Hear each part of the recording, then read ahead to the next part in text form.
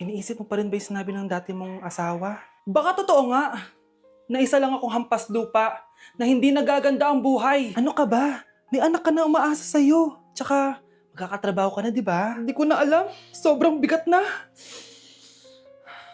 Pero salamat, Susan. Napagaan mo loob ko.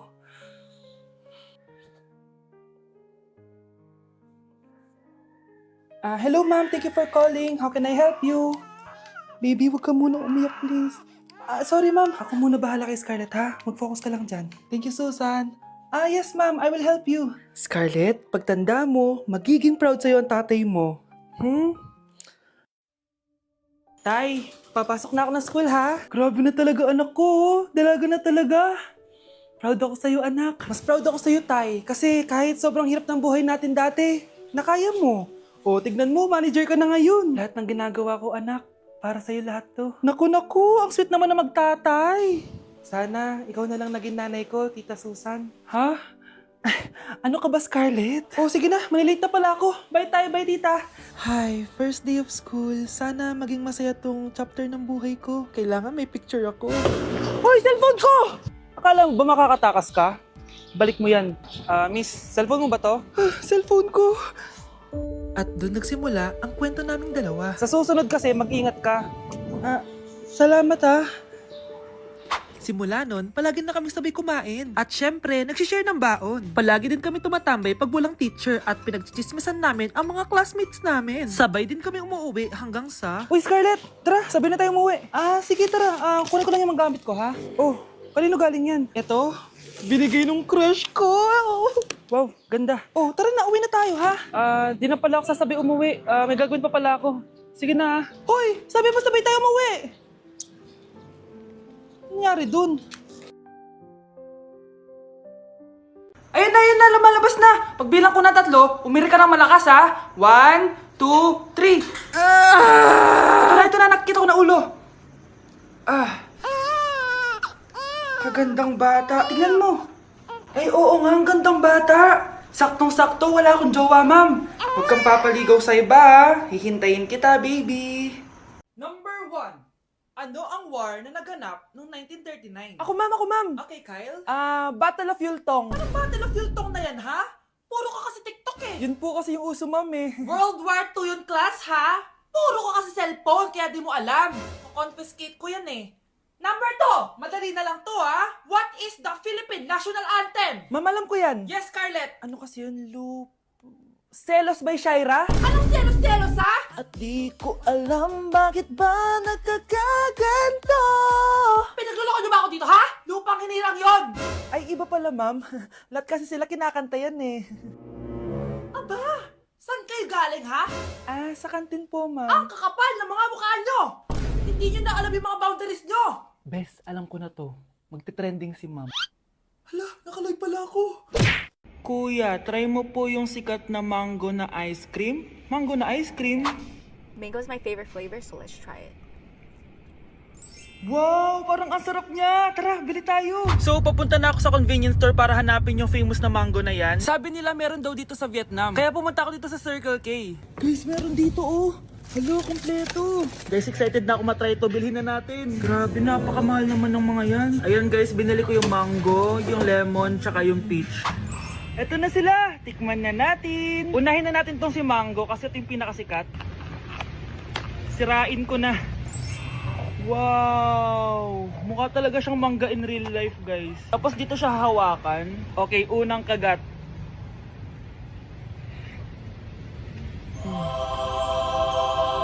Ang sarap niya. Lasa talaga siyang mangga, promise, na may konting gatas. Medyo maasim din siya na onte. 10 out of 10 to sa akin, guys. Okay, next naman itong peach. Mukha siyang puwet ng bata, oh. Okay, kagatin na natin. Ang nostalgic ng lasa niya. Nangingilo ako, guys, sobrang lamig. Pero ang sarap niya, hindi siya sobrang asim, hindi rin siya sobrang tamis. Like, sobrang sakto lang talaga. For me, 9.5 out of 10 to. Okay, last, itong lemon. Wow, mukha talaga siyang lemon, no? Okay, unang kagat. Ba't parang wala siyang lasa? Tapos, hindi rin siya lasang lemon. Parang ice cream na wala lasang wala. Wala akong nadalasahan. Alam ba kami sakit na ako. 2 out of 10 lang to sa akin kasi hindi niya ako na-satisfy. For me, masarap naman sila kaya itry nyo guys. At kung may gusto pa kayo ipatry sa akin, itatry natin yan. So comment lang kayo guys. Bye! Annyeonghaseyo! Guys, sobrang lamig! Nasa Korea na ako! At syempre, ano pa bang gagawin natin? Titikim tayo ng convenience store snacks! Guys, hulaan nyo kung nasan ako. Walang ganito sa Pilipinas. First time ko makakatikim ng mga pagkain sa convenience store dito sa Korea. Grabe, sobrang dami din pagpipilian dito. Guys, ito daw yung kinakain ni Jungkook sa live niya, so tikman natin kung masarap. Guys, simula bata daw si Jungkook, ito yung favorite niyang iniinom, so tikman din natin. Hala, si Jungkook! Akala ko na hospital ka. Resurrection, ang muling pagkabuhay. Annyeonghaseyo! Hala ka, may Korean guys, oh. May mga hotdog din, no? Tikman natin yung mga hotdog nila kung masarap. Guys, may nakita ako, matcha siya na pandesal, tas may ulam siya sa loob. Tikman natin kung lasa.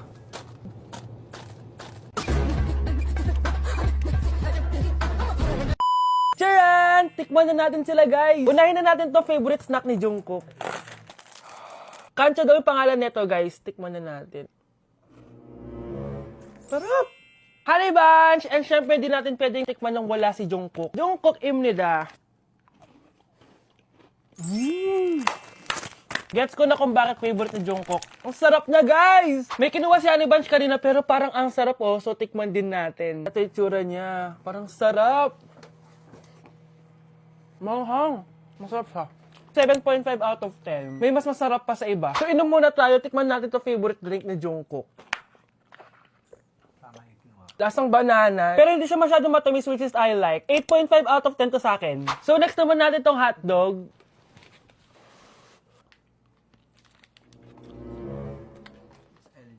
Ano yung lasa? Hindi ko siya gusto, guys. Weird na lasa niya. 3 out of 10 lang to sa akin. Hindi ko siya masyadong gusto. Next natin tong dried pusit. So, ganito yung itsura niya, guys. Matigas siya. Sobrang tigas. Baka niluluto pa to. Eh, grabe. Alam mo yung mga ginangat-ngat ng aso? 1 out of 10, hindi ko siya nakain, tapos wala rin siya lasa. Next natin to matcha na siopaw na may ulam sa loob. Unang kagat, guys. Akala ko sobrang dami laman, di siya katulad ng picture, oh. Pero masarap siya. Alam ko yung kalasa niya, yung bola-bola, ganun. I'll give it 8 out of 10, kasi masarap naman siya. Second to the last natin, itong curry crispy roll. Curry? May curry nga talaga siya. Ganito yung tsura niya, guys. Uy, ang sarap! Magugustuhan mo siya. Oo nga. Guys, masarap siya. 9.5 out of 10 ka sa akin. Okay, guys, last natin. Magkukurya ba tayo na hindi nakakatikim ng buldak? Guys, natatakot ako kasi maanghang talaga to. Hindi siya maanghang, guys.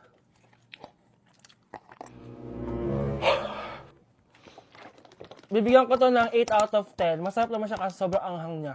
So, yun lang naman, guys. Kung gusto nyo ng part 2, mag-comment lang kayo dyan at gagawin natin yan. So, bye-bye! Grabe, face-to-face na! Be? Uy, Be! Miss you, Be! Miss you din! Nakita ko na naman yung plastic kong kaibigan. Pumangit ata siya lalo. Mas maganda ako sa kanya. Welcome back, students! Finally, makakapag face-to-face classes na tayo. Yay! Face-to-face na! I miss you all, guys! Vince, gising! Face-to-face na! Face-to-face na? Akala ko neglas pa din. Be, alam mo ba si Nena?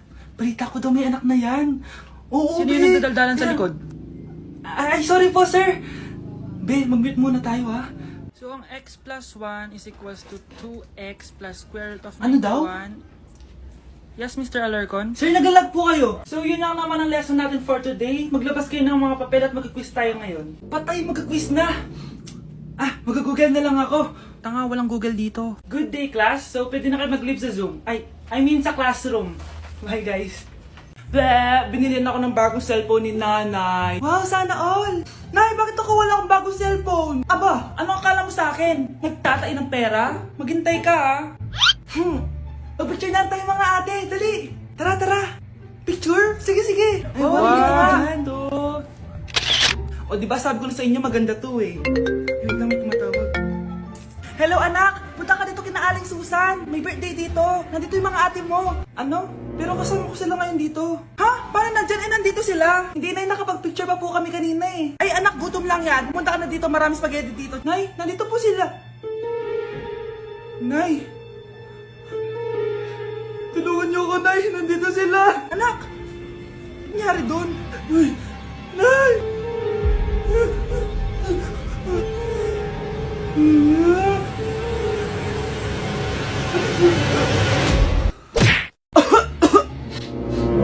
Anak, may trangkaso ka ba?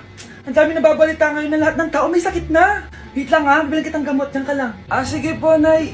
A few moments later. Wala na po tayong bahay, Jessic. Ubus na po. Psst, Pogi. Ubus na ba yung Jessic nyo? Oo, ma'am. Nagkaubusan po eh. Lahat ng tao ngayon may trangkaso na. Ah, nabalitaan ko nga. O siya, sige. Saan kaya ako makakabili ng bahay, Jessic nito? Yung anak ko. Psst. Bahay, Jessic ba hanap mo? Ah, oo. Meron ako ditong bahay, Jessic. Bagong gawa lang. Talaga? Baka fake yan ha? Magandang klase to. Parang naiba yung tsura. Di ba capsule yun nung linulunok? Ay, wala na yun. Ito na yung bago. Sinisuot na. Ay, ganun ba? O sige, pabili ako isa. Baka mas effective yan. Oo, eto. Balik ka, ha? Anak, o eto, may nakita kong bahay, Jessic. Inumin mo na. Ah, I mean, singhutin mo. 1 hour later. Oh, anak, ba't nasa labas ka? Magaling ka na ba? Oo, Nay. Magaling na ako. Anak, okay ka lang ba? Oo, Nay. Para ako lumilipad. Alam niyo yun? Ako si Spider-Man! Anak, ang kalat dito. Maglinis ka nga. Anak, naitingnan niyo po yung nakita ko. Tingnan mo din po. Oh. Yan! Diyan ka magaling! Puro cellphone! Buti pa yung anak ni Aling Susan, tumutulong sa bahay! Pero Nay, nakakatawa po kasi... Ah, sumasagot ka pa! Buti pa yung anak ni Aling Susan, hindi sumasagot! Ah, sige po, Nay! A few moments later. Good news, Nay! 95 yung grade ko sa school! 95? Ba't ang baba? Buti pa yung anak ni Aling Susan, naka 99! Hindi ka kasi nag-aaral na maayos! Matutulog na lang ako! Yan! Diyan ka magaling! Natutulog ka na naman! Buti pa yung anak ni Aling Susan, hindi natutulog! Pumaba ka nga! Kakain na lang ako. Yan! Kumakain ka na naman! Wala ka lang ginawa kundi kumain! Buti pa yung anak... Tama na! Ah, sumasagot ka pang bata ka, ha? Buti pa yung... Buti pa si Aling Susan, masarap magluto ng ulam! Ikaw, itlog lang, wala pang lasa! Nagre-reklamo ka pa sa 95 good grades? Eh, ikaw, ano nakuha mo ng high school?